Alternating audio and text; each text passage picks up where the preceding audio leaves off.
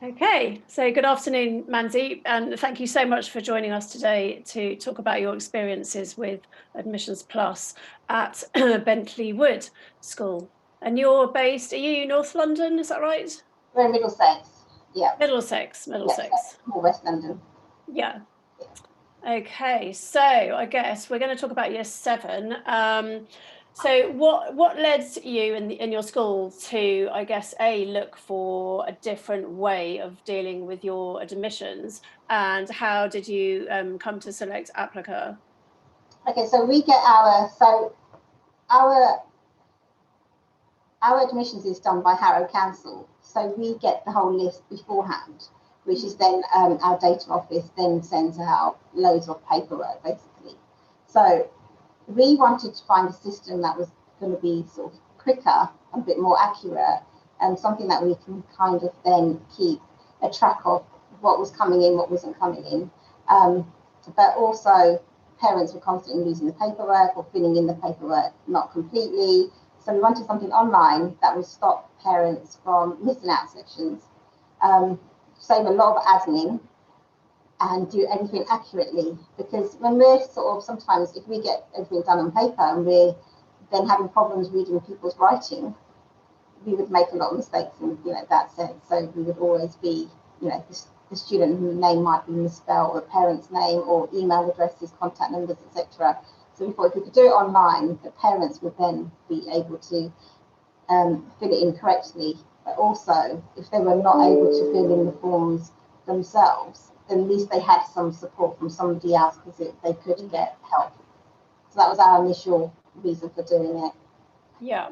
So obviously some information for year seven comes from, as you mentioned, from the local authority. That's And right. then, so are there quite a lot of forms that you would then send out, like to get supplementary information? Yeah, we normally used to have probably about 4 forms. So that would be like parent care information, it would be the student data, it would be previous school data, it would be medical forms, things like how to travel to school. There would just be so many forms, but then that would all then be manually for each student. So we've got 224 students, so you can imagine how much time our student administrator would have to spend. And Yeah. it would mean that because it would take so long to put that data in, it would go past September. So if we had to make urgent phone calls in September and start contacting people, and quite a lot of the days the data wouldn't be in there, even like GP addresses or just so much information that would not be on the system because we just didn't have the manpower to get it on the system quick enough. Yes. Mm. Yeah, I've worked in schools previously, and I do remember trying to read some of the paper forms is really difficult.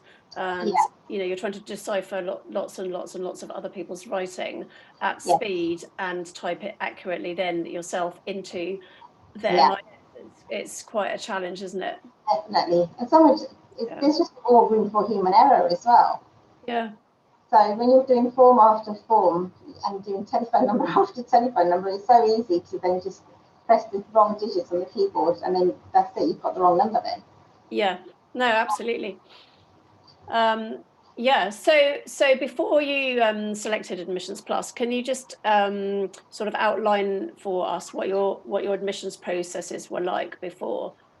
Okay, so we'd get the list from the council. We would then get our administrator to then send out all the paperwork to all the parents, Yeah. and that would be posted out. So then it would take time then just getting all those envelopes, getting the printing labels done, um, keeping a track of what's coming in, what's gone out, and then constantly chasing. So it would be chasing things like sending them letters again to say that we've sent the forms, can we send them back? Or it would be a matter of getting phone calls made to get messages over to these parents that we're still waiting for the forms.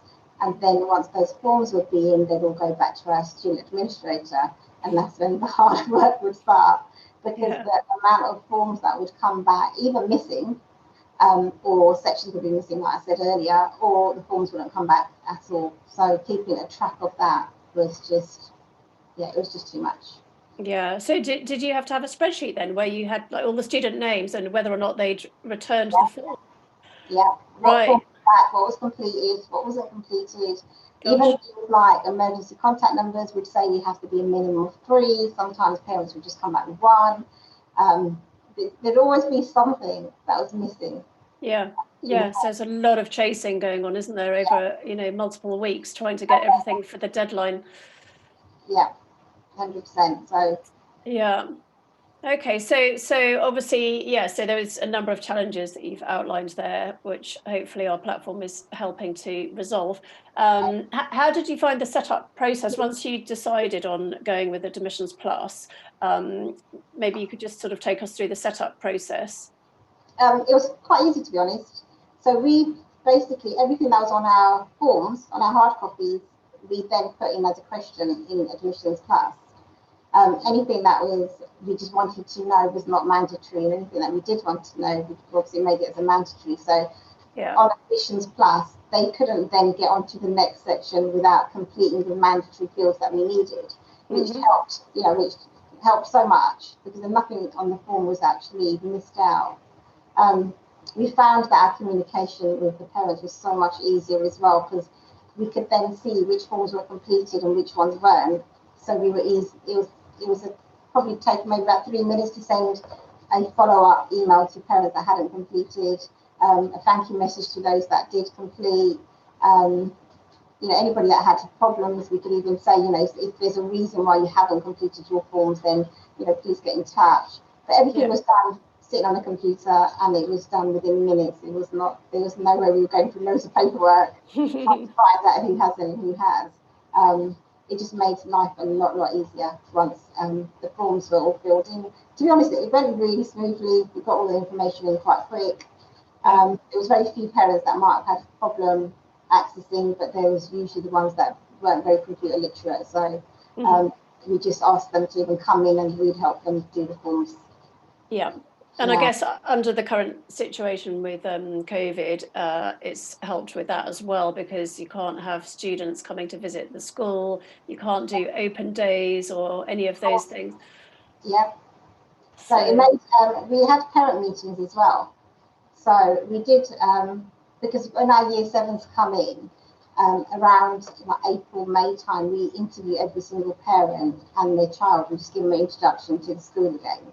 So that we use Admissions Plus for that as well. So we set up all the meetings, we put all the parents in with different SLG members, which are senior leadership group. They all had probably like 20 each.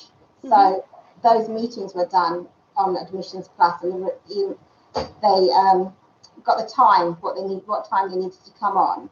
And that's when our staff would then go live on another system. But the actual meeting requests were all done on Admissions Plus. Right. Yeah, and that's smoothly as well. Yeah, so that makes things a lot easier when you've got, lots and lots of meetings to set up. How many do you generally admit into your year 7? 224. Okay, yeah, so that's a lot of meetings. There's a lot of meetings to set up, which is like that's normally done manually, but this time we were able to just select the first 20, put them all in the same meeting, and the request would go out through Admissions Plus, and then they had the option to accept or decline. Okay. Year 7 parents are usually quite eager, so whatever meeting you give them, they normally attend. Yeah. So we didn't have that many declines, but they all found it very easy. Yeah, that's really good to hear. I think a lot of our schools are starting to use the meetings area, maybe through this COVID situation, but for virtual open days and as you say, meetings and interviews, it does make it a bit easier to be able to manage the setup. Yeah, 100%. Because you can see straight away who's got interviewed, who hasn't, and also the ones that declined, you can just rebook them another time. And it was I think the whole process was so much easier than having to do a spreadsheet after spreadsheet. Yeah. So, well, we've talked about a couple of benefits already, but overall, from your use of the platform, what would you say has been the biggest benefit for the school? Well, for yourself and for the school? Probably saving all the errors. The man hours that would have gone into getting all the paperwork out and then back in. Yeah. Those two were the main things. And then the simplicity of putting all the data after the forms were completed into Sims. So the migration went really well. Yeah.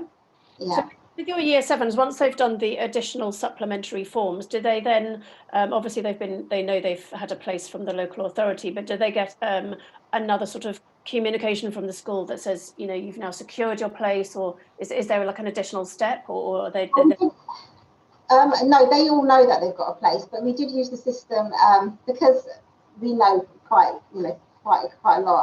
From March onwards, we know who's going to come to the school, so we were able to send things like newsletters out, just things that were going on in the school, things that were going, new things that were happening on the website to look out for.